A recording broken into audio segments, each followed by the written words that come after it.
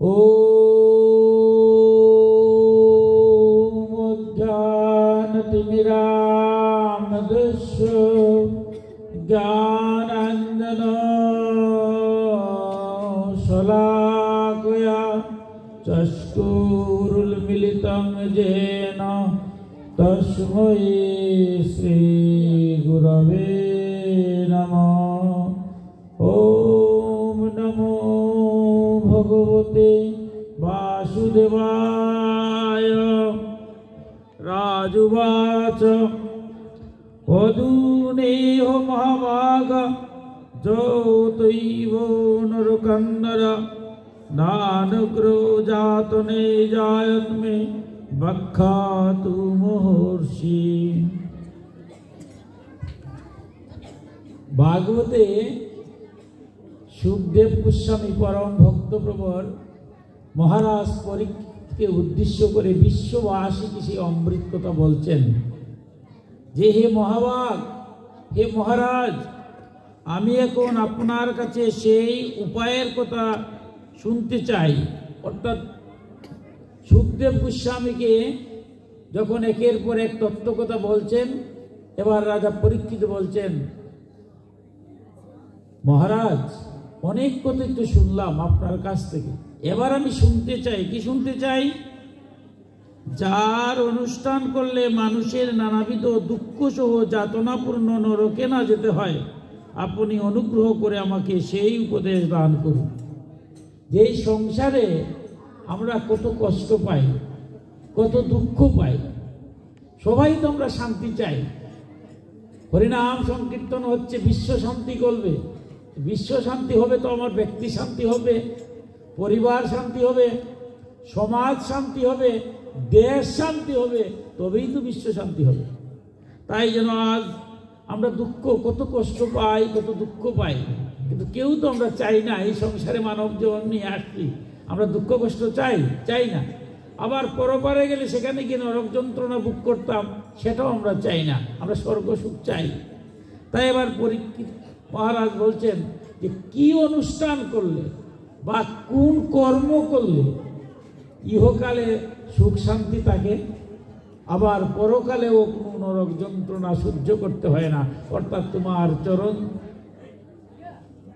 স্থান পাওয়া যায়, তুমি সেই তত্ত্বকথা আজ আমাকে একটু বলো। তাহলে আমরা গভীর তত্ত্বকথা আজকের, যে কর্ম করলে, যে অনুষ্ঠান করলে বা যে কাজ করলে ইহকালেও শান্তি পাবো, পরকালেও আমরা মুক্তি পাবো।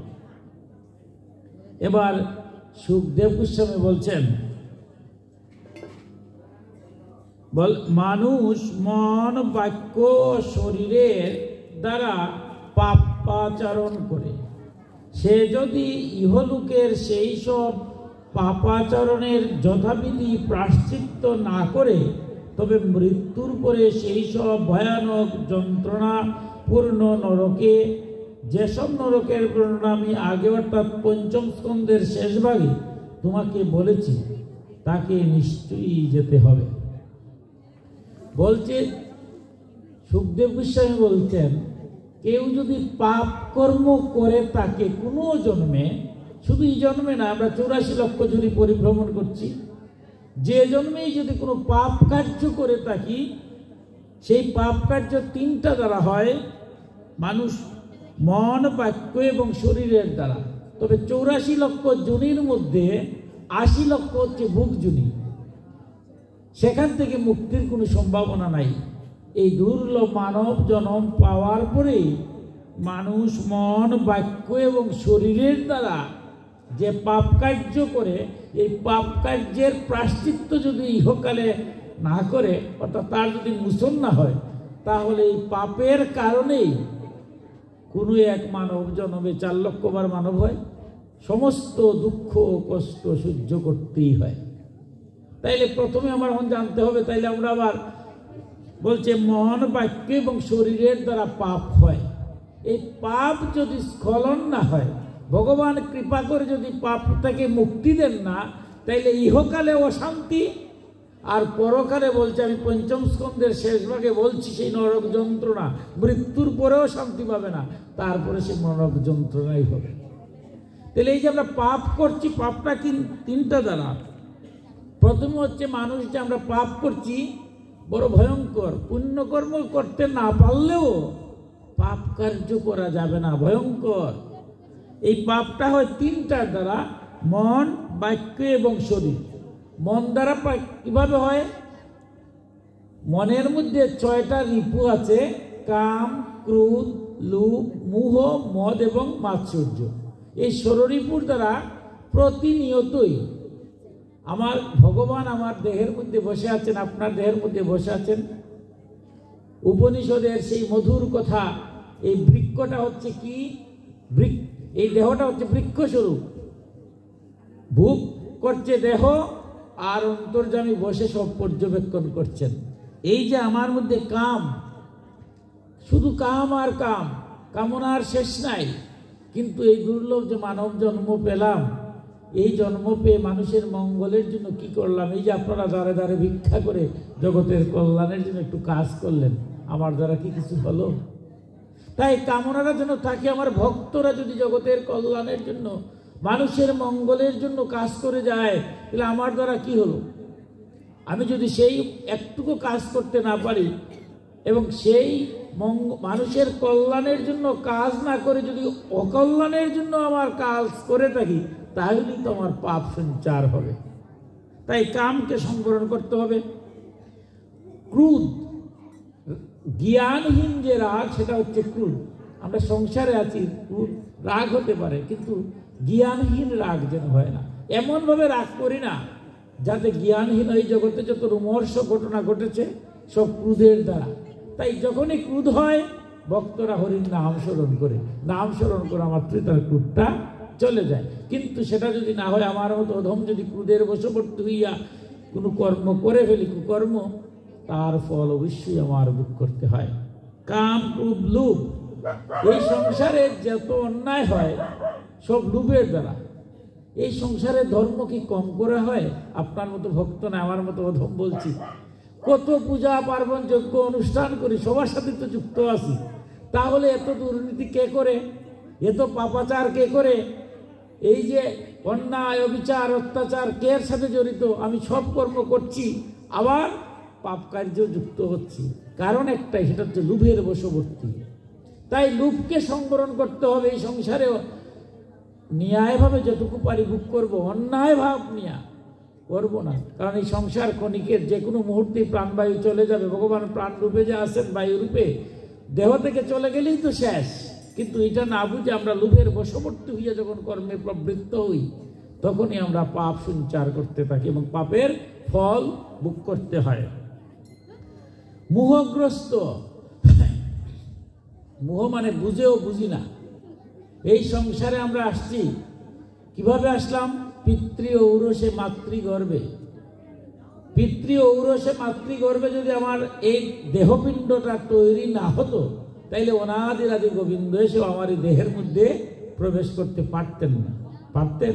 আমার ভগবান শ্রীকৃষ্ণ কি মধুরভাবে তার বাল্যলীলায় তার বাল্য বন্ধু সুদামাকে বলছেন যে এই সংসারে 3 জন মহাগুরু, 3 জন গুরু আছেন। প্রথম জন ইনি হচ্ছেন মহাগুরু, পিতামাতা। দ্বিতীয় হচ্ছেন দীক্ষাগুরু, তৃতীয় হচ্ছেন জগৎগুরু। আমার সুদামা বললেন, বাহ, জগতের প্রতি যিনি জগৎপতি, পরম ব্রহ্ম, তারে তুমি রাখলে 3 নম্বরে, আর 1 নম্বরে মহাগুরু, 2 নম্বরে গুরু। এটা কিরকম? এবার ভগবান বললেন, দেখো, মহাগুরু প্রথম যিনি, তার সাথে তো তুলনা কারু হয় না। মহাগুরু, তার নামটাই মহাগুরু। এই সংসারে একমাত্র সনাতন শাস্ত্রে মহাগুরু বলছেন পিতা এবং মাতা। সুদামা বললেন, এটা কিরকম কথা? মহাগুরু পিতামাতা? বলে, হ্যাঁ। কিরকম?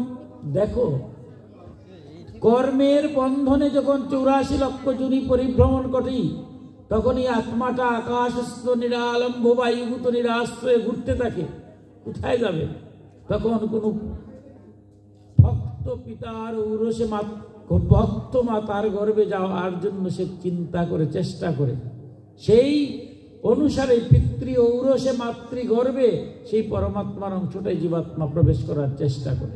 কিন্তু কখন করে? যখন পিতৃ ঔরসে মাতৃগর্ভে এই দেহখানা আমার মায়ের রক্ত মাংস মজ্জা অস্থি দিয়ে এই দেহখানার পিণ্ডটা তৈরি করা হয়। এই পিণ্ড তৈরি হলে সপ্তম মাসে দেহপিণ্ড হলো পিতৃ ঔরসে মাতৃগর্ভে মায়ের রক্ত মাংস মজ্জা অস্থি দিয়ে এই দেহখানা তৈরি করলেন। করার পরে সপ্তম মাসে আমার অনাদিরাদি গোবিন্দ পরমাত্মার অংশ জীবাত্মা রূপে আমার এই দেহের মধ্যে প্রবেশ করলেন বায়ুরূপে। এখনো তিনি আসেন বলে তো আসি। ভগবান বলছেন, হে সুদামা, যদি পিতৃ ঔরসে মাতৃগর্ভে দেহপিণ্ডটা তৈরি না হতো তাহলে কি অনাদিরাদি গোবিন্দ এই দেহের মধ্যে বায়ুরূপে পরমাত্মার অংশে জীবাত্মা রূপে প্রবেশ করতে পারতেন? তাই সর্বাগ্রে আমার মা বাবার পূজা করতে হয়, মা বাবার সেবা করতে হয়। বিষ্ণু পুরাণে ভগবান স্বয়ং শ্রী বিষ্ণু বলছেন, যারা মা বাবার সেবা না করে আমার পূজা করে, অর্থাৎ বিষ্ণুর পূজা করে, ভগবান বলছেন আমি সেই পূজা গ্রহণ করি না। কারণ মহাগুরুর পূজা ছাড়া কোনো পূজা হয় না। আমাদের পুরোহিত যখন পূজা করেন তখন বলেন মা বাবার অনুমতি নিয়ে আসো, মা বাবাকে প্রণাম করে নিয়ে আসো, মা বাবাকে ভক্তি করে, এটাই শ্রদ্ধা পূজা। মা বাবা ভিন্ন হয় না। তাই সনাতন শাস্ত্রে দুইজনকে বলছে মহাগুরু। শাস্ত্র বলছে পিতা স্বর্গ পিতা ধর্ম পিতা হি পরমম তপ পিতরি প্রীতিমাপন্নে প্রিয়ন্তে সর্বদেবতা। পিতাই স্বর্গ পিতাই ধর্ম পিতাই তপস্যা। পিতা যদি খুশি হন দেবতারা খুশি হন, পিতা যদি অসন্তুষ্ট হন দেবতারা অসন্তুষ্ট হন। মায়ের বেলায় বলছে যত প্রসাদাত জগৎ দৃষ্টং পুণ্য কাম যদাশিষা প্রত্যক্ষ দেবতায় মে তস্মৈ মাত্রে নমঃ।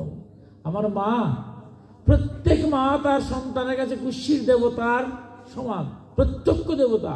কারণ মায়ের এক ফোঁটা দুধের নিয়ে আমরা শুট করতে পারি না।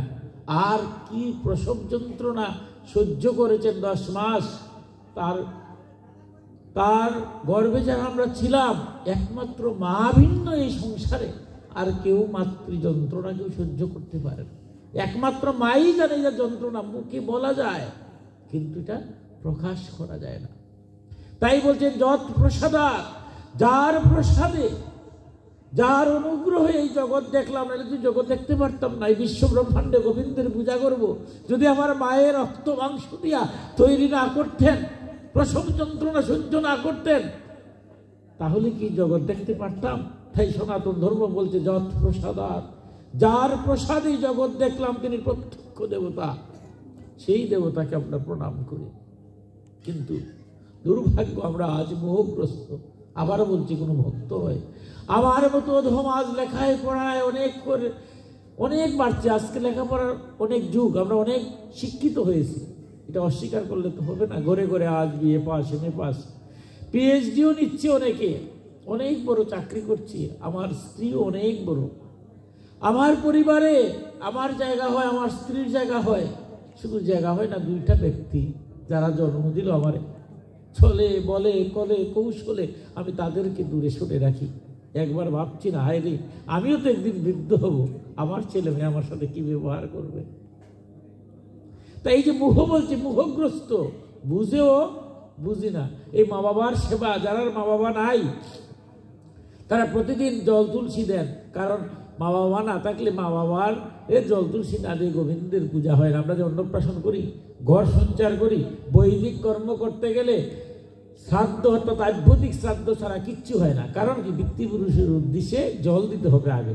এমনকি বিবাহের দিন নান্দিমুখ করা হয়, দিনের বেলাও শ্রাদ্ধ, রাত্রে গিয়েও নান্দিমুখ যে বিবাহ, সেখানেও আগে পিতৃপুরুষের উদ্দেশ্যে জল দিয়ে তারপর বিষ্ণুকে আনতে হয়।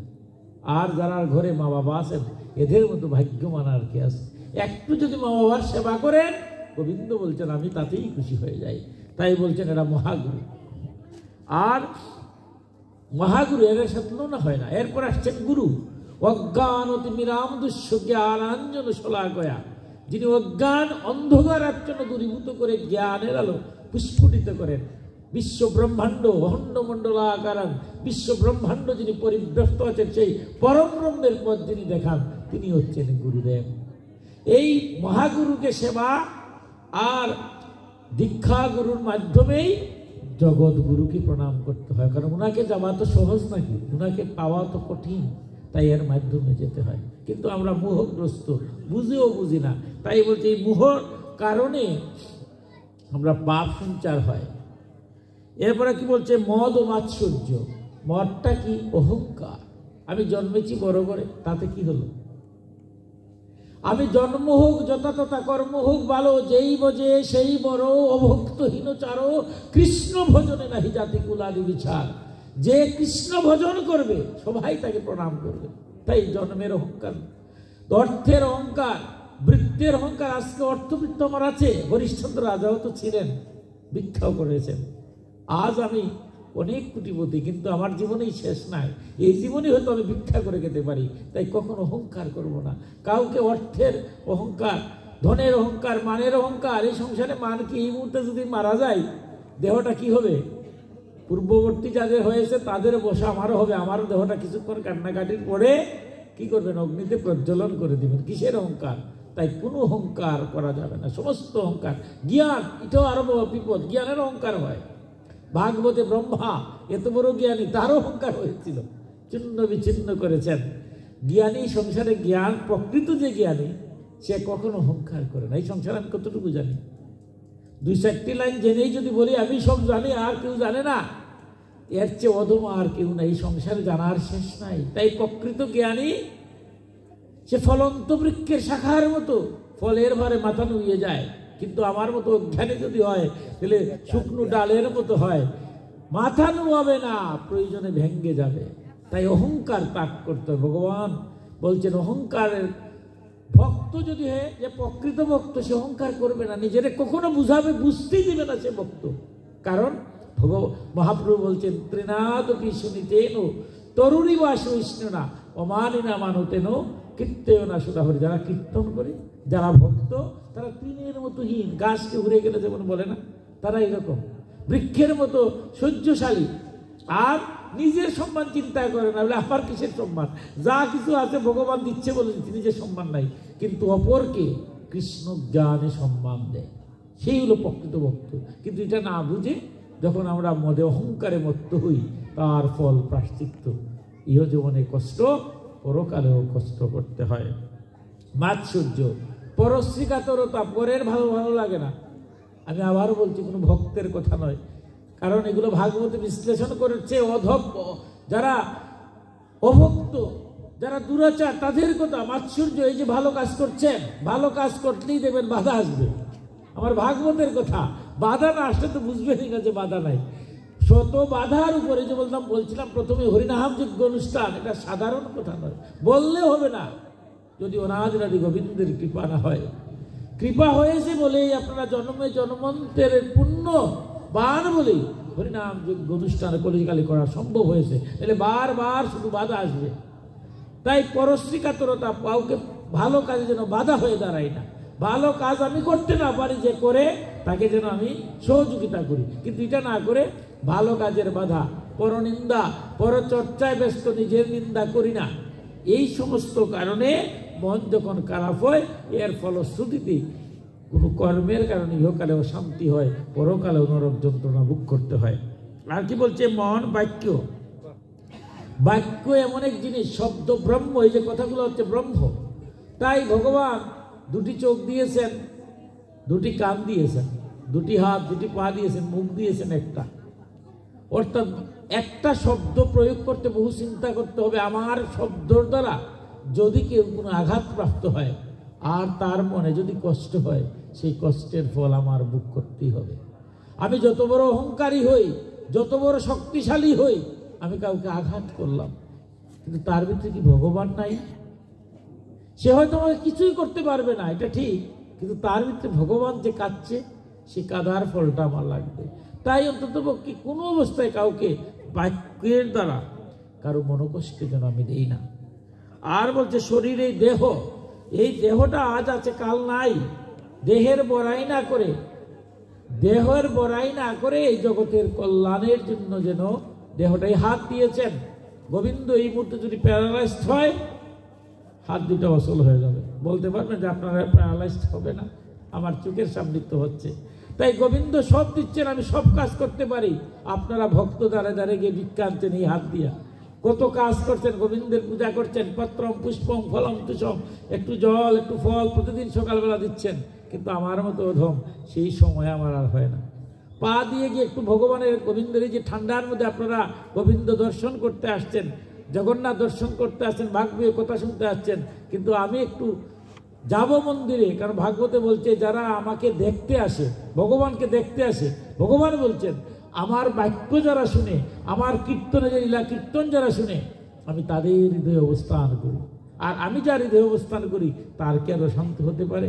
কিন্তু আমার এই হাত পা সব ভালো আছে, কিন্তু একটা বার গোবিন্দ দর্শন করতে যাই না, সময় নাই। একবার একটু হাত তালে দিয়ে কীর্তন করবো, সেই সময় আমার হয় না। কি মধুর কীর্তন আপনারা এখানে করলেন দেখলাম, কিন্তু আমার মতো ওদমের হয় না। এই যে মোহগ্রস্ত, এই যে ঠান্ডার মধ্যে আপনারা আসছেন, হয়তো অনেকেই জগন্নাথকে দেখছেন। আমি যদি এখান থেকে বাইরে হই, হয়তো কেউ বলবে যে আপনি তো গেলেন, দেখছেন নি জগন্নাথ রে বা ভগবান রাধা গোবিন্দ রে? আমি তো আর দেখিনি, যে আমি তো যাই নাই। আপনি গেলেন, গিয়েও দেখলেন না, তো আমি গিয়ে লাভটা কি? এই ঠান্ডার মধ্যে যে এত মানুষগুলা গেল, কেউ কি দেখছে নাকি রাধা গোবিন্দ রে? অযথা গিয়ে এখানে বসে আছে। আমি আর কি বলবো, আমার তো অধম, আমার উত্তর নাই। কিন্তু আপনারা যারা ভক্ত এই ঠান্ডার মাঝে বসে আছেন, আপনাদের উত্তর আমার ভাগবত দিয়েছি, কি মধুর ভাবে। এই ভাগবতের ভক্ত বলছে দেখো, আমি গিয়েছি, জগন্নাথকে প্রণাম করেছি, গীতা ভাগবতের কথা শুনেছি, গোবিন্দকে রাধা গোবিন্দকে দেখি নাই, জগন্নাথকে দেখি নাই। এটা ঠিক, দেখার মতো তো আমার সাধ্য নাই। আমি তো মা বাক্যেপা নই, আমি তো রামকৃষ্ণ নই, সেই সাধন যুগে যেতে পারি নাই। কিন্তু আমি যে গেলাম, ভগবানের কথা শুনলাম, ভগবানকে দেখলাম, ভগবান তো আমারে দেখেছেন, ভগবান তোমাকে দর্শন করেছেন। আমার ভগবান দর্শনের দরকার নাই, ভগবান আমারে দর্শন করলেই হলো, তাতেই তোমার মঙ্গল হবে। আর তুমি যে যাও নাই, কোনো সহযোগিতা করে নাই, তোমারটা ভগবান দেখছে। এখানে কে কি করছে বলার দরকার আছে? অনাদিরাদি গোবিন্দ প্রত্যেকের হৃদয়ে আছে না?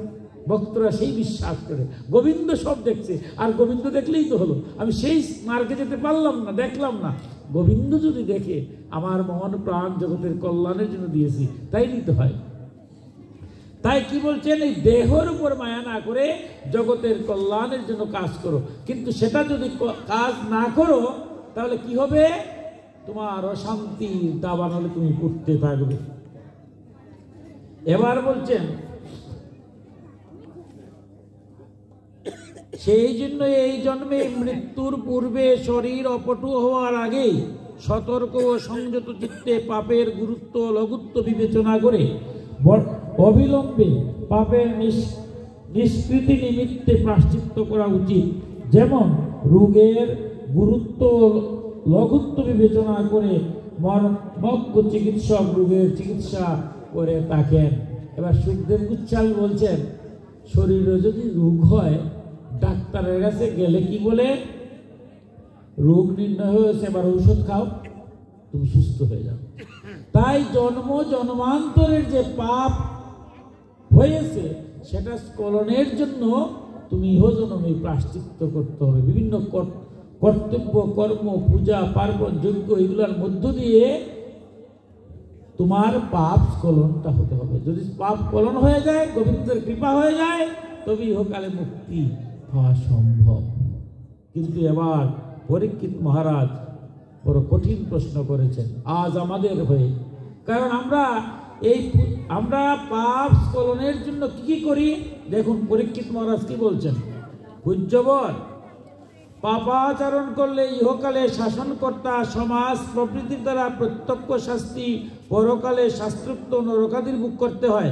সুতরাং পাপ যে তার অনিষ্টকারী একথা জেনেও মানুষ স্বভাবের বসে পাপ বাসনায় বিমোষ হয়ে বারবার সেই পাপ কর্মে প্রবৃত্ত হয়।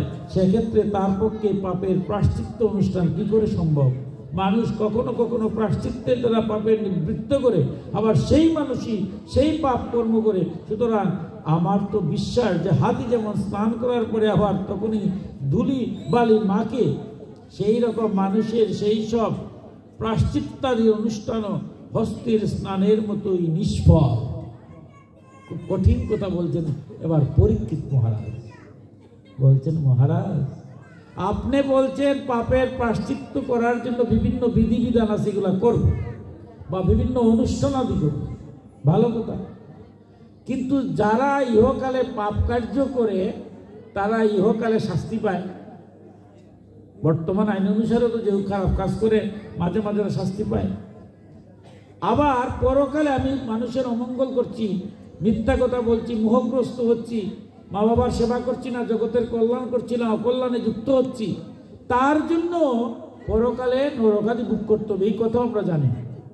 জানার পরেও তো মন কি কেউ স্থির রাখতে পারে? এরপরও মানুষ পাপ কার্যই করে। হাতি যেমন স্নান করে এসে আবার ধুলায় গড়াগড়ি পায়, আমরাও যেমন হস্তি স্নানের মতো গঙ্গা স্নান করছি পাপ মোচনের জন্য, মা গঙ্গা সব ধৌত করে নিলেন। কিন্তু গঙ্গা স্নান করার পরেই যদি আবার পাপ করে, এখান থেকে তার ভগবান মুক্তি দিবেন না। কিন্তু গঙ্গা স্নান প্রতিনিধিত্ব হচ্ছে, প্রতিদিন গঙ্গা স্নান করে আসছে মানুষ, আবার পাপ কার্যে যুক্ত হচ্ছে। পূজা পার্বণ যজ্ঞ হচ্ছে না এটা তো বলা যাবে না, যত দিন যাচ্ছে তত তো আরো বাড়ছে। সেই তারপরের শেষের কথা এখন কলিকাল, অনেক পূজা হচ্ছে, যজ্ঞ হচ্ছে, অনুষ্ঠান হচ্ছে। পরীক্ষিত মহারাজের কথা হলো, আমরা তো পূজা পার্বণ যজ্ঞ অনুষ্ঠান কেন করছি? নিজের পাপ স্খলন করার জন্য, আর যাতে পাপ কার্যে প্রবৃত্ত হই না। কিন্তু অনুষ্ঠান যখন চলে যায়, পূজা পার্বণ যখন চলে যায়, আবার পাপ কার্যে আমরা প্রবৃত্ত হই। মনকে তো স্থির করা যাচ্ছে না। আমি তোমার সেই কথা জানতে চাচ্ছি, কি করলে এমন একটা কর্ম বলো যে কর্ম করলে আর কখনো আমি পাপ কার্যে নিবৃত্ত হব না। কারণ পাপ কার্যে নিবৃত্ত হইলে তো অশান্তি, পাপ কার্যে যদি প্রবৃত্তি হই তাহলে অশান্তি, আর নিবৃত্তি হলে শান্তি। তাহলে এমন কর্মের কথা বলো, এমন কাজ, কি কাজ করলে পরে আমি আর পাপ করব না। কারণ তুমি যে কথাটা বলছো, আমরা তো পূজা পার্বণ যজ্ঞ অনুষ্ঠান, দান উপবাস, একাদশী ব্রতও করি, জন্মাষ্টমীও করি, রামনবমীও করি না, আমরা পূজাও করি, যজ্ঞও করি, সবই তো করছি। আবার এটা চলে যাচ্ছে। আমি আবারও বলছি, কোনো ভক্তের কথা বলছেন না, আমার মতো অধমের কথা, রাজা পরীক্ষিত। কারণ আমি এই যে ভক্তের সম্মুখে আসছি, এই মুহূর্তে আমি খুবই ভালো, এই মুহূর্তে সবার মধ্যে পাপ নাই, কারণ ভক্তের সান্নিধ্যে তো মনটা একদম স্থির হয়ে গেছে।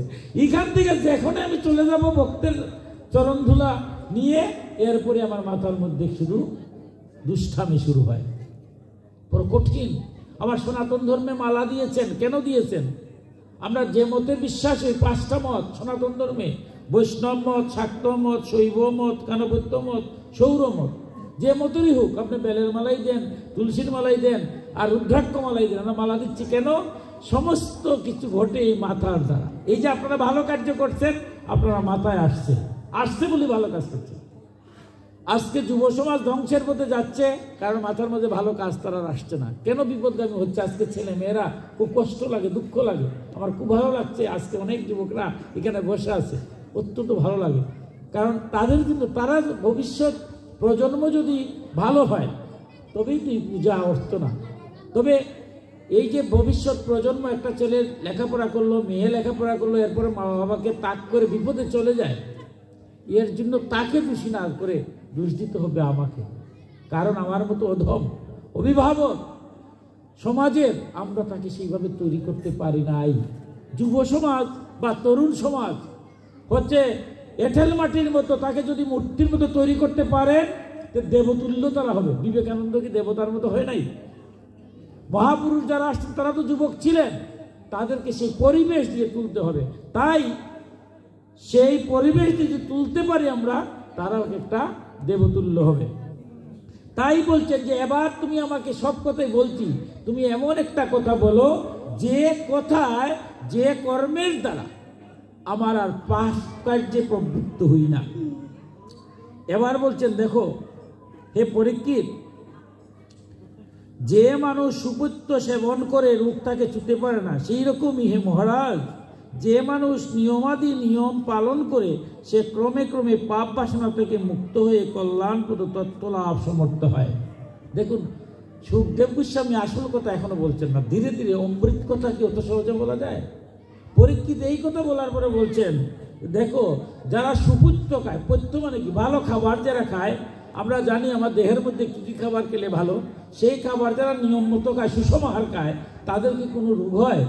রোগ হয় না। আমার আহারগুলো যদি সঠিকভাবে খাই না তখনই রোগ হয়।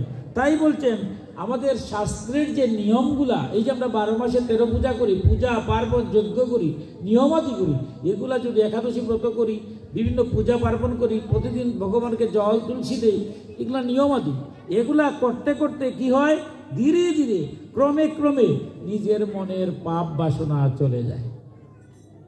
এবার পরীক্ষিত বলছেন যে ঠিক আছে, তাহলে তো আরো মধুর কথা মনে আছে, আমি কাজকর্ম করব, পূজা পার্বণ যজ্ঞ করব, ধীরে ধীরে আমার পাপ কার্য থেকে আমি বিরত হব, তাইলে তো আমি তো আরো জানতে চাই। এবার সুখদেব গোস্বামীকে বলছেন, মহারাজ এটা তো বুঝলাম ধীরে ধীরে কর্ম করব, কিন্তু এমন একটা কর্মের কথা বলো না যেটা করলে পরে খুব সহজভাবে আমি আর কোনো পাপ কার্যে প্রবৃত্ত হতে পারি না। কারণ যম নিয়মাদি, পূজা পার্বণাদি এগুলো তো করবো, ঠিক আছে, এগুলো তো সাত্বিক ভাব নিয়ে করতে হবে, তামসিক নিয়ে বা রাজসিক নিয়ে করলে তো কোনো ফল হবে না। তাই তুমি আমাকে এমন তত্ত্বকথা দাও যে তত্ত্বকথা আমি জেনে ক্ষণিকের মধ্যেই, এখন আমি জানলাম যে কিভাবে আমি এই ইহকালে শান্তি পাবো, এখন জেনে এখনই কর্ম করবো, এখনই শান্তি পাবো, এই তত্ত্বটা আমাকে বলো। এবার সুখদেব গোস্বামী দেখলেন যে শ্রদ্ধাবান লভতে জ্ঞানম, শ্রদ্ধা সনাতন হয় না।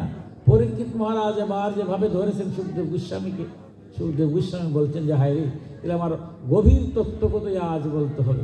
এবার অনেক কথাই বলছেন, বলে শেষে বলছেন, কি বলছেন, বাসুদেব পরায়ণ অতি বিরল কোনো ভক্তজন কেবলমাত্র ঐকান্তিক ভক্তির দ্বারাই সূর্য কিরণে শিশির কিংবা কুহেলিকার অবলব্ধির মতো সমুদয় পাপরাশি সম্পূর্ণরূপে বিনষ্ট করে থাকেন। হে মহারাজ পরীক্ষিত, পাপী মানুষ ভগবানে আত্মসমর্পণ বা ভগবত ভক্তজনের সেবা পরিচর্যা দ্বারা যেমন পবিত্র হতে পারে, তপস্যা প্রবৃত্তির দ্বারাও সেই পবিত্রতা অর্জন সম্ভব নয়। ইহলোকে এই ভক্তি মার্গই সর্বশ্রেষ্ঠ, এই পথে কোনো বিঘ্নাদির আশঙ্কা নেই এবং এই পথে পরম মঙ্গলময়। এই ভক্তিযুগ মার্গে বাসুদেব পরায়ণ সাধুগণ সর্বদাই অবস্থান করেন। হে পরীক্ষিত, গঙ্গাদি নদী সকল যেমন সুরাপূর্ণ পাত্রকে পবিত্র করতে পারে না, তেমনি সুমহৎ প্রাশ্চিত্য-রূপ কর্ম বারবার অনুষ্ঠান করলেও ভগবত বিমুখ মানুষকে তা পবিত্র করতে পারে না। এই সংসারে যে ব্যক্তি ভগবত গুণানুরাগী মন মধুকরকে ভগবান শ্রীকৃষ্ণের চরণাবৃন্দ মধু একবার মাত্র প্রাণ করতে পেরেছে, তার সমস্ত প্রাশ্চিত্য কর্ম শেষ হয়ে যায়। সে স্বপ্নেও কখনো জম্বা পাপধারী যমদূতে দর্শন পায় না, নরকের কথা তো বলাই বাহির। এবার সুখদেব গোস্বামী বলছেন, এই সংসারে আরেকটা পথ আছে, সর্বোত্তম পথটা, অর্থাৎ এর চেয়ে উত্তম কোনো পন্থা নাই। যে দেখুন, গঙ্গাতে যদি বলছেন সুরা পাত্র, মদের পাত্র নিয়ে যদি গঙ্গাতে ধূত করা হয়, তাইলে কি সুরা পাত্র পবিত্র হয়? দেখুন কত কঠিন কথা আজকে বলছেন। সুরা পাত্র পবিত্র হয় না গঙ্গার জলে। সুরা পাত্রের মধ্যে গঙ্গার জল ছিটিয়ে দিলাম, তাহলে কি বলবেন যে সুরা পাত্রটা এখন ভালো হয়ে গেছে? গঙ্গার জলে সব শুদ্ধ করে জানি, কিন্তু ভাগবতে বলছে সুরা পাত্র গঙ্গার জলে শুদ্ধ করতে পারে না। তাই এমন একটা জিনিস এখন তোমার কাছে বলছি যে সমস্ত সুরা পাত্র যে নয় সেটাও শুদ্ধ হয়ে যাবে। জগতে এমন কোনো পাপ নাই যে পাপের মোচন হয় না, সেটা হচ্ছে কি? শ্রীকৃষ্ণের চরণাবিন্দ মধুর একমাত্র পান করতে পারে। যদি ভগবানের নামটা অন্তর থেকে একটা বার কোনো ভক্ত নিতে পারে, অন্তর থেকে যদি হরির নামটা কায় মনোবাক্যে নিতে পারে, সেই নাম নিলে পরে এই নামের মাহিত্যে তার দেহস্থিত যে ইন্দ্রিয়বর্গ আছে সে আর কখনো কুপথে দাবিত হয় না। যেটি মহাপ্রভু বলছেন, জীবে দয়া নামে রুচি বৈষ্ণব সেবন, ইয়া হইতে ধর্ম আর নাহি সনাতন। আমার সনাতন শাস্ত্রে বলছে হরের নাম হরের নামই মুখে বলম, কলো নাস্তিব নাস্তিব নাস্তিব গতিরন্নতা। এই যে হরির নাম সুরনাম 32 অক্ষর মহা মন্ত্র তারক ব্রহ্ম হরিনাম, সেই নাম যদি আমরা কায় মন বাক্যে অন্তরে আমরা গাঁথতে পারি, এই ষোড়স্কর অষ্টক বা অষ্টপ্রহর 24 প্রহর কীর্তনের উদ্দেশ্য একটাই, এই প্রহরের কীর্তনের মধ্য দিয়ে আমার দেহস্থিত হৃদয়ের মধ্যে যেন আমার নামটাকে এমনভাবে গাঁথি যে কর্ম করি না কেন প্রতি কর্মর আগেই যেন আমার নাম 32 অক্ষর যেন আমার দেহে উচ্চারণ হয়। যে নাম উচ্চারণ করলে হরির যে নাম বলছে শ্রীহরির যে নামই, সেটা বাসুদেবই হোক, নারায়ণই হোক, তারক ব্রহ্ম নামই হোক, শ্রীকৃষ্ণ হোক, রাধা গোবিন্দ হোক, এই নাম যদি অন্তরের মাঝে প্রাণ খুলে জপ করতে পারি, আপনি হাঁটছেন কোনো অসুবিধা নাই। আমার ভগবান 2টি জিহ্বা দিয়েছেন, একটা হলো বাইরের জিহ্বায় কথা বলছে, একটা অন্তরের জিহ্বা আছে। অন্তর থেকে যদি কৃষ্ণ কৃষ্ণ বলেন, যে কর্ম করবেন কর্মের আগে যদি কৃষ্ণ কৃষ্ণ বলেন, যেভাবে আছে আমার তারক ব্রহ্ম নাম হরে কৃষ্ণ কৃষ্ণ কৃষ্ণ হরে হরে, হরে রাম রাম রাম হরে হরে। এবার বলছেন সেই নাম যদি আপনার অন্তরের মধ্যে গেঁথে দিতে পারেন, এই সংসারে এমন কোনো কর্ম নাই যে কর্ম আপনার পাপ সঞ্চার হতে পারে, অর্থাৎ সমস্ত কর্মে আপনার সফল হবে যদি অন্তরের মধ্যে নামকে গাঁথা দেন। আমি অতি সংক্ষেপে, রাত্রি অনেক হয়ে গেছে, শেষ করে নেব। ভাগবতের কথা শেষ হয় না। পরীক্ষিত মহারাজকে একটা উদাহরণ দিয়ে বুঝাচ্ছেন, সেই উদাহরণটা টেনে আমার বক্তব্য শেষ করে দেব, কারণ এখানে কথা কীর্তন হবে। তাই কি বলছেন পরীক্ষিত মহারাজ? পরীক্ষিত মহারাজকে বলছেন, হে মহারাজ, তোমাকে যে আজ কথা বলছি দেখো, এই নামের কি গুণ হতে পারে? মহাপাপীও সেই নাম যদি প্রাণ খুলে তার অন্তরে যেতে পারে তারও মুক্তি হয়। সেই সম্পর্কে আমি একটি ঘটনা বলছি। সময় রাত্র অনেক ঠান্ডা হয়েছে, আপনাদের কীর্তন হবে অতি সংক্ষেপে বলছি। কি বলছেন যে পরীক্ষিত, অজামিল নামে একজন পাপী ছিল। সে প্রথমে পাপী ছিল না, সে খুব ধার্মিক ছিল, কিন্তু এই সংসারে তো এই কলিকাল পাপের সঞ্চার চতুর্দিকে হচ্ছে। আমার মতো ভক্ত আজ ভক্তের কাছে আসছে, অধম আসছে বলে আমার মনটা ভালো, যদি খারাপ দিকে যাই মনটা খারাপ হয়ে যায়। এই অজামিল খারাপ দিকে যে এক সময় এসে একেবারে নষ্ট হয়ে গেল, নিজের স্ত্রী সন্তান সমস্তকে ত্যাগ করে সে নষ্ট একটা মেয়েকে বিবাহ করেছে এবং সেই গর্ভে সে 10টা সন্তান হয়েছে। ভগবানের নাম গুণগাথা কিছুই তার নাই, সমস্ত দিন পাপ কার্যে সে লিপ্ত থাকে। তার পরবর্তীতে তার 10টা ছেলের শেষ ছেলের নাম লিখেছে নারায়ণ। আমরা ছেলেদের ভগবানের নাম যে রাখি, অনেকেই দেখবেন ছেলের নাম রেখে কৃষ্ণ বাসুদেব কেন রাখে? যে অন্তিম সময়ে যদি আমার ভগবানকে নাম স্মরণ করতে নাও পারি, এই অজামিলের ঘটনার জন্য সে তার ছোট ছেলের নাম রেখেছিল নারায়ণ। কিন্তু সেই অনাদিরাদি নারায়ণের কথা চিন্তা করে এমনি সে নাম রেখেছে। দেখুন, ভগবানের নাম যেভাবেই রাখুন, চিনি আপনি যে নামেই বলেন মুখে দিলে মিষ্টি লাগবে, ভগবানের নাম যেভাবেই বলুন তার নামের মাহাত্ম্য কিরকম। তাই পরীক্ষিতকে বলছেন, সেই অজামিল পাপ করতে করতে অশান্তির দাবানলে পুরার কথা ছিল, কিন্তু সেই অজামিল যখন মৃত্যুকাল হয়েছে, যমদূত আসছে ভয়ে, তার ছোট্ট ছেলেকে নারায়ণ নারায়ণ বলে চিৎকার যখন শুরু করেছে, যমদূত যখন নিয়ে যাবে তার প্রাণবায়ুটাকে, আর সে যখন তার ছেলের কথা চিন্তা করে আয় নারায়ণ হায় নারায়ণ বলছে, এবার নারায়ণের দূত সেখানে উপস্থিত হয়েছে। এসেই যমদূতকে বলছে দাতুষ করে যাও। যমদূত বলছে, তুমি কি পৃথিবীর সমস্ত নিয়ম কানুন ভঙ্গ করে দেবে? তুমি কি সমস্ত নিয়মকে ভঙ্গ করে দেবে? সে সারাটা জীবন পাপ করেছে, আর এবার তো তোমার ডাকে নাই। ওই যে তুমি আসছো নারায়ণের দূত হয়ে, তোমার ওই নারায়ণকে ডাকে নাই, সে তার ছেলে নারায়ণকে ডেকেছে। কিন্তু বিষ্ণুদূত বলছে না, হবে না। আমার প্রভুরে যেভাবেই ডাকুক, প্রাণ খুলে যদি কেউ মৃত্যুর বেলায় ডাকে, আমার প্রভু বলেছেন তাকে আমি উদ্ধার করি। সে অন্তিম সময়ে যেহেতু আমার নাম স্মরণ করেছে, আমি সে তো পাপী হতে পারে না। তাই যমদূতের উদ্দেশ্যে কি মধুর মধুর কথা বলছে, আমি সেদিকে যাব না। শুধু একটি শ্লোকের শুধু যমদূতের কথা বলে আমার বক্তব্য শেষ করে দেব। বলছেন, হে যমদূতগণ, এই অজামিল কোটি কোটি জন্মে সঞ্চিত পাপেরও প্রায়শ্চিত্ত শেষ হয়েছে। এই যে হরিনাম কীর্তন আপনারা করছেন, এই নামটা যদি শিরোনাম 32 অক্ষর সঠিকভাবে শ্রবণ করতে পারেন, দুর্ভাগ্য আজকে কলিকাল তো এই শিরোনাম 32 অক্ষরটা হয় না, বড় কষ্ট হয়। মহাপ্রভু অকাতরে নাম দিলেন। এই নাম কে পেয়েছিলেন? সেই নারায়ণ বীজ মন্ত্র রূপে কাত্যায়নীকে সহস্র বছর আরাধনা করে সেই হরে কৃষ্ণ কৃষ্ণ কৃষ্ণ হরে হরে, হরে রাম রাম রাম হরে হরে, এই মহামন্ত্র পেয়েছিলেন।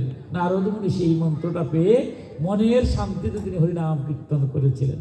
কলিসন্তরণ উপনিষদে কলিকালের জন্য এই বিধান থাকলেও কেউ কলিকালে এই যে মহানাম যদি সঠিকভাবে না হয় এই ভয়ে কেউ এই হরিনামকে বিলিয়ে দেয় নাই। একমাত্র আমাদের প্রাণের ঠাকুর প্রেম অবতার আমার মহাপ্রভু শ্রী চৈতন্য সেই নামটা তিনি বিলিয়ে দিলেন, যে এই নাম নিলেই সর্বপাপ থেকে মুক্ত হয়। দুর্ভাগ্য, আজ সেই নাম আমরা পেয়েছি, কিন্তু শিরোনাম 32 অক্ষর হয় না। ক্ষমা করবেন, হয়তো আপনারা কেন মধুরভাবে হয়, কিন্তু প্রায় সময় আমার নৈমিষারণ্য নামে যে ফেসবুক গ্রুপ আছে, দেখি অনেকেই বলে, দেখুন আপনার হরিনাম কীর্তন কিভাবে হচ্ছে।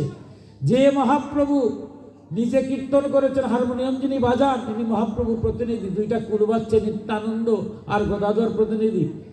যে করতাল বাজছে শ্রী অদ্বৈত আর শ্রীভাস, আর এই মধুর কীর্তনে স্বয়ং ভগবান শ্রীকৃষ্ণ নিজ পিছনে বাঁশি বাজাচ্ছেন। আর সেই হরিনাম কীর্তনের আজ দুটি করতাল আছে, দুটি মৃদঙ্গ আছে, হারমোনিয়াম আছে, বাঁশি আছে। দুর্ভাগ্য, যখন বাঁশির মধ্যে ছায়াছবির গান হয়, আধুনিক গান হয়, তখন দুর্ভাগ্য হয়, রে এই কি আমার মহাপ্রভু অকাতরে দিয়ে দিলেন। তাই আমি অনুরোধ করবো, যারা কমিটি আছেন, যারা এই কীর্তন করছে, তাদেরকে বলবেন, আমরা হতভাগা, আমরা কীর্তন পারি না দিলে আপনাদের আনছি। ভগবান সকালে গিয়েছিলেন গুষ্ঠে আর রাত্রে গিয়েছিলেন রাসে। এই অষ্টকালীন সুরে অষ্টকালীন হরিনাম হবে।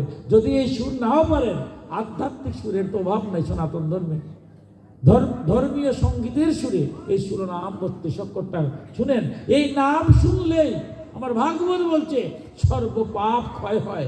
আপনার সাধ্য নাই, কোনো পাপ এসে আপনাকে আশ্রয় করবে না যদি সেই নামটা আমরা বলি অথবা শুনি। তাই যমদূতরা বলছেন যে এই যে সে জন্মান্তরে অজামিল পাপ করেছে, সে শুধু নারায়ণ নাম প্রাণ খুলে বলেছে, তার সমস্ত পাপ প্রায়শ্চিত্ত হয়েছে। কারণ অবশ প্রাণেও মৃত্যু সময়ে সে ভগবানের পরম কল্যাণময় নাম উচ্চারণ করেছে। যেই মুহূর্তে সে নারায়ণ এই 4 অক্ষর উচ্চারণ করেছে, তৎক্ষণাৎ কেবল এই উচ্চারণ মাত্রেই এই পাপাত্মার সমস্ত পাপরাশি প্রায়শ্চিত্ত হয়ে গেছে। যখনই আপনি হরির নাম নিবেন, বলছে যে অজামিল যখন নারায়ণ 4টা নাম নারায়ণ বলছে, প্রাণবায়ু চলে যাচ্ছে, তখন সে প্রাণবায়ু যাওয়ার সময় নারায়ণ বলছে, এই বলাতেই তার সমস্ত পাপ চলে গেছে। আর দেখুন, আমরা যদি হরিনামটা শিরোনাম 32 অক্ষরটা হরে কৃষ্ণ কৃষ্ণ কৃষ্ণ হরে হরে, হরে রাম রাম রাম হরে, শিরোনাম 32 অক্ষর, সেটা যদি মধুরভাবে আমরা শ্রবণ করি আর নিজের অন্তর থেকে যদি বলি।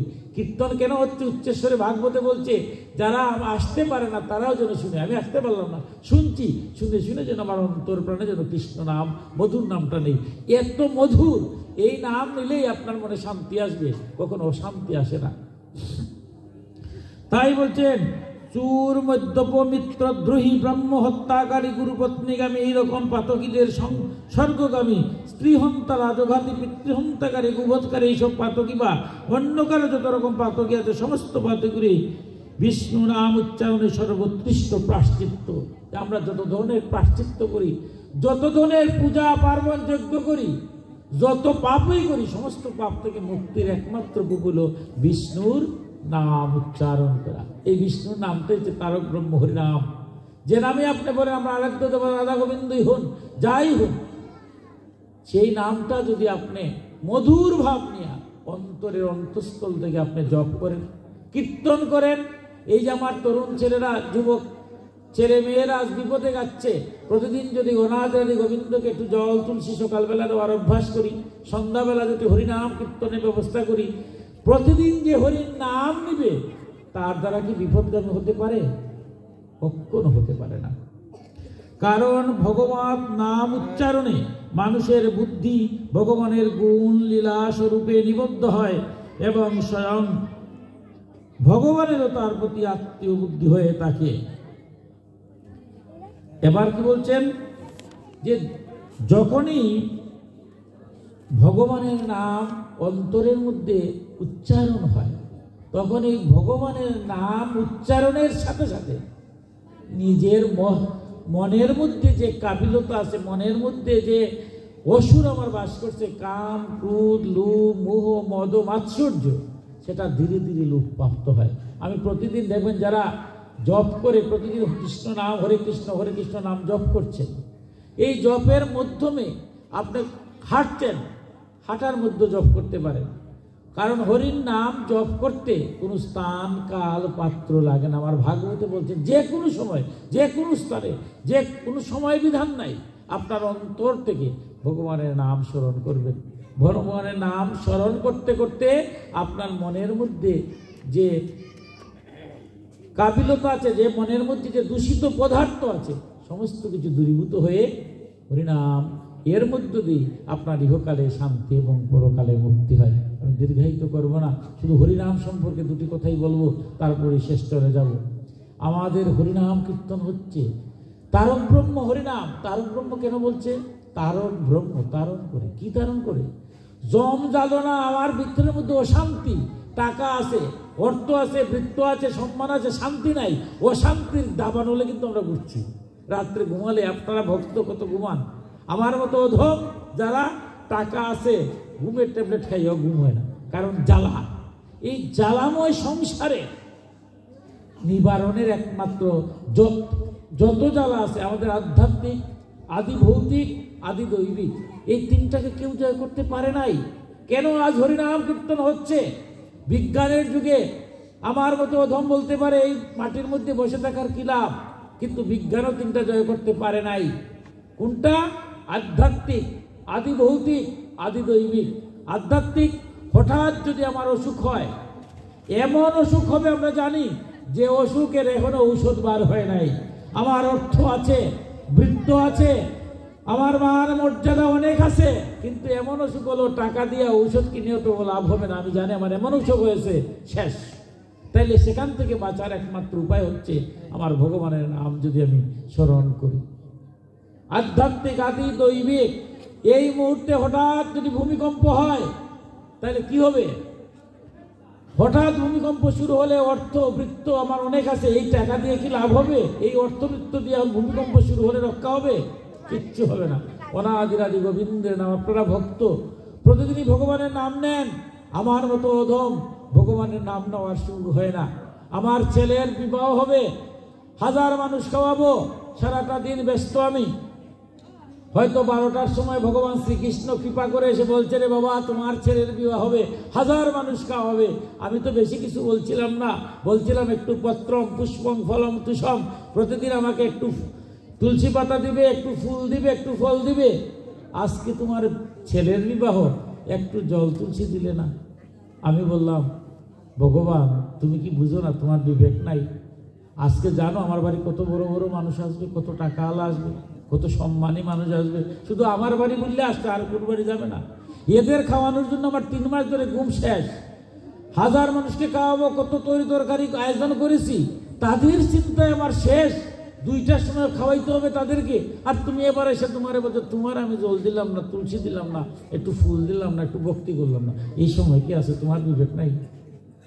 ভগবান আর কি করবে? ভগবান চলে গেলেন।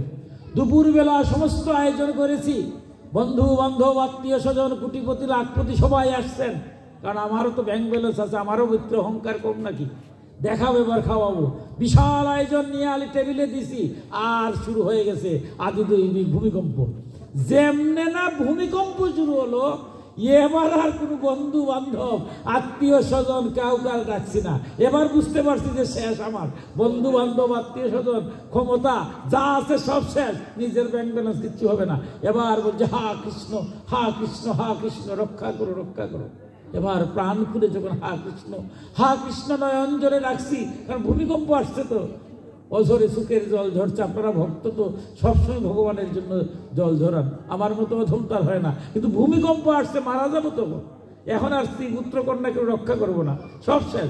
এবার যখন হা কৃষ্ণ বলছি, ভগবান একটা জায়গায় বড় দুর্বল ভাগবতে, আমাকে যদি কেউ প্রাণ খুলে ডাকে, প্রাণ ভরে ডাকে, আমি ডাক সহ্য করতে পারি না। গোবিন্দ এসে উপস্থিত হয়েছেন। গোবিন্দ আসা মাত্রই তো আর কে আর থাকে, ভূমিকম্প আর নাই। ভগবান বলছেন, বাবা তোর মানে কেন 12টার সময় আসছিলাম, তুমি বলছে কোনো সময় নাই। আর এবার তুমি আমার এত প্রাণ করে ডাক শুরু করলাম, এবার তো বুঝছি যে ভগবান ক্ষমা করো। আগে তো বুঝি নাই, ভাবছিলাম বিরাট ক্ষমতার অধিকারী, এখন তো দেখলাম কোনো ক্ষমতার অধিকারী নেই, ক্ষমা করো। তাই ভক্ত আপনারা প্রতিদিন একটু জল তুলছি, আমার শিশু যারা আছে, তরুণ যারা আছে, যুবক যারা আছে, তাদেরকে একটু দিবেন, যে প্রতিদিন যেন তারা ঘুম থেকে উঠে একটু জল তুলছি, যে সময় স্নান করেন তোকে তখন যেন দেয়। যে ছেলে ভগবানকে একটু জল তুলসী দেয়, যে ছেলে সন্ধ্যার সময় একটু হরিনাম করে, যে ছেলে মেয়েরা নিজের অন্তরের মধ্যে ভগবানকে গেঁথে নেয়, সেই ছেলে কি কোনো বিপদ হতে পারে? কারণ আদি দৈবিক থেকে রক্ষা করার উপায় একমাত্র ঘূর্ণিঝড় যদি হয়, ভূমিকম্প যদি হয়, কিন্তু একমাত্র গোবিন্দই রক্ষা করতে পারে। আর শেষ হচ্ছে কি? আদি দৈবিক। আদি দৈবিক, আধ্যাত্মিক, আদি ভৌতিক। ভৌতিক মানে জীব, জীবকে বলছে ভূত। হঠাৎ যাচ্ছি, হঠাৎ কুকুরে কামড়ালো, শিকালে কামড়ালো, ফুকে কামড়ালো, সাপে কামড়ালো, যে কোনো মুহূর্তে মারা যেতে পারি। এর চেয়ে বড় বিপদ হচ্ছে মানুষ মানুষকে হিংসা করছে, মানুষ মানুষের ঘর জ্বালিয়ে দিচ্ছে, মানুষ মানুষকে পুরে চারিঘাট করতে সারা বিশ্ব আজ যুদ্ধের দাবানল বসছে, কে কাকে মারবে।